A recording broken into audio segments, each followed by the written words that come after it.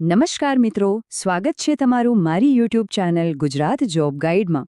આપણામાંથી ઘણા લોકો ભાડાના મકાનમાં રહેતા હોય છે અથવા મકાન ભાડે આપતા હોય છે અને એક સમસ્યા જે વારંવાર સામે આવે છે એ છે મકાન ખાલી કર્યા પછી રિપેરિંગના ખર્ચની। તો આજે આપણે એ જ સમજીશું કે આ બાબતે કાયદો શું કહે છે અને કોની શું જવાબદારી છે। તો સૌથી મોટો અને મૂળભૂત સવાલ એ જ છે કે ઘર ખાલી કર્યા પછી જે સમારકામ નીકળે એનો ખર્ચ કોણ આપશે, ભાડુઆત કે પછી મકાન માલિક? આ વાતને લઈને ઘણીવાર ગેરસમજ અને વિવાદ થતા હોય છે, પણ સારી વાત એ છે કે કાયદામાં આ વિશે એકદમ સ્પષ્ટ માર્ગદર્શન આપેલું છે। ચલો આ આખી વાતને આપણે સ્ટેપ બાય સ્ટેપ સમજીએ। આપણે પહેલા જોઈશું કે ભાડુઆતની મૂંઝવણ શું હોય છે, પછી મકાન માલિકના દાવા પાછળ કાયદો શું કહે છે એ જાણીશું અને છેલ્લે ભાડુઆત પાસે કયા કયા વિકલ્પો ઉપલબ્ધ છે એની પણ ચર્ચા કરીશું। જરા વિચારો, તમે ભાડાનું મકાન ખાલી કરી દીધું છે, તમારો સામાન પણ લઈ લીધું છે અને પછી અચાનક તમારા મકાન માલિક તમને સમારકામ માટેનું એક લાંબુ પહોળો બિલ મોકલે છે। આવી સ્થિતિમાં શું કરવું એ જ સૌથી મોટી મૂંઝવણ હોય છે। જુઓ, કાયદાનો એકદમ સીધો સાધો અને પાયાનો નિયમ એ છે કે ભાડુઆતને જે સ્થિતિમાં મકાન મળ્યું હોય એ જ સ્થિતિમાં પાછું સોંપવું જોઈએ, પણ આ નિયમમાં એક બહુ જ મહત્વની છૂટછાટ પણ છે અને મોટાભાગના વિવાદનું મૂળ આ જ અપવાદ છે। કાયદો એકદમ સ્પષ્ટ કહે છે કે રોજબરોજના સામાન્ય વપરાશને કારણે જે નાનો મોટો ઘસારો થાય, જેને નોર્મલ વેર એન્ડ ટેર કહેવાય, એના માટે ભાડુઆત જવાબદાર નથી। એનો ખર્ચ મકાન માલિકે જ ભોગવવાનો હોય છે। સારું, આ તો થઈ ભાડુઆતની વાત। હવે સિક્કાની બીજી બાજુ જોઈએ। મકાન માલિક ક્યારે અને કઈ પરિસ્થિતિમાં સમારકામનો ખર્ચ માંગી શકે છે એના માટે પણ કાયદામાં ચોક્કસ જોગવાઈઓ છે।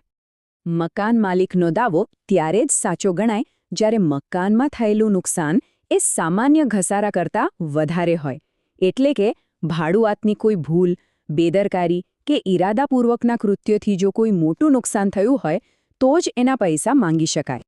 તો આ આખી વાતનો સાર આ બે શબ્દોના તફાવત પર આવીને અટકે છે, ઘસારો અને નુકસાન। જો આ બંને વચ્ચેનો ભેદ બરાબર સમજાઈ જાય તો મોટાભાગના પ્રશ્નોનો ઉકેલ આવી જાય। ચાલો એને ઉદાહરણથી સમજીએ।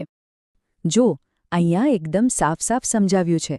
સમય જતાં દિવાલનો રંગ થોડો ઝાંખો પડી જાય એ સામાન્ય ઘસારો છે, પણ જો કોઈ દિવાલમાં કાણું પાડે કે દરવાજો તોડી નાખે તો એ નુકસાન કહેવાય। એ જ રીતે ચાલવાને કારણે કાર્પેટ થોડી ઘસાય એ સ્વાભાવિક છે, પણ જો કાર્પેટ પર કંઈક સળગાવી દેવામાં આવે તો એ નુકસાન છે।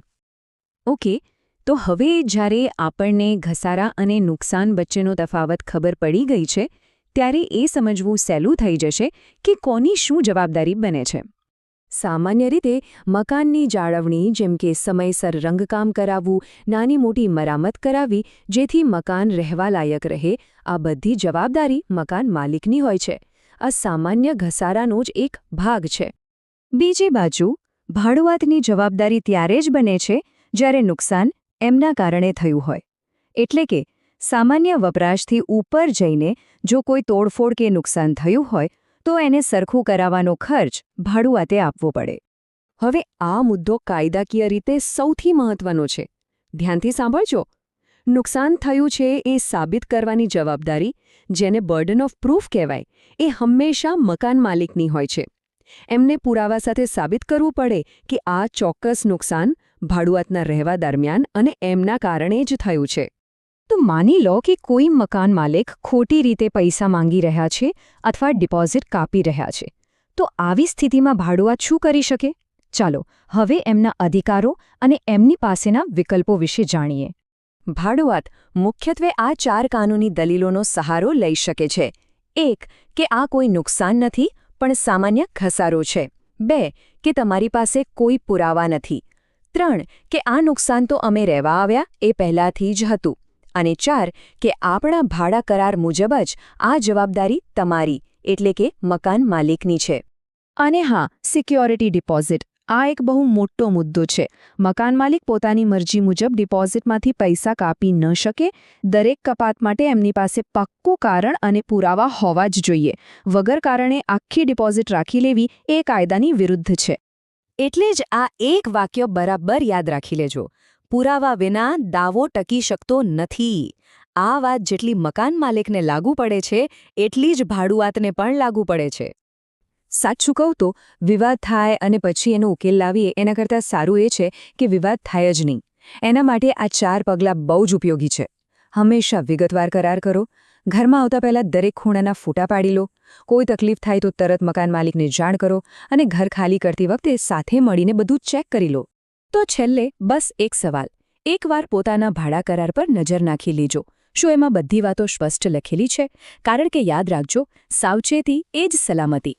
મિત્રો, દરરોજની સરકારી અપડેટ્સ સૌથી પહેલાં મેળવવા અમારું ટેલિગ્રામ ગ્રુપ જોઈન કરો. લિંક ડિસ્ક્રિપ્શનમાં છે. હમણાં જ જોઈન કરી લો. તો મિત્રો, આ હતી સંપૂર્ણ માહિતી. જો તમને આ માહિતી ઉપયોગી લાગી હોય તો વિડીયોને લાઇક કરો, મિત્રો સાથે શેર કરો અને ચેનલને સબસ્ક્રાઇબ કરવાનું ભૂલશો નહીં. મળીએ ફરી એક નવી સરકારી ભરતી સાથે. જય હિન્દ, જય ગુજરાત.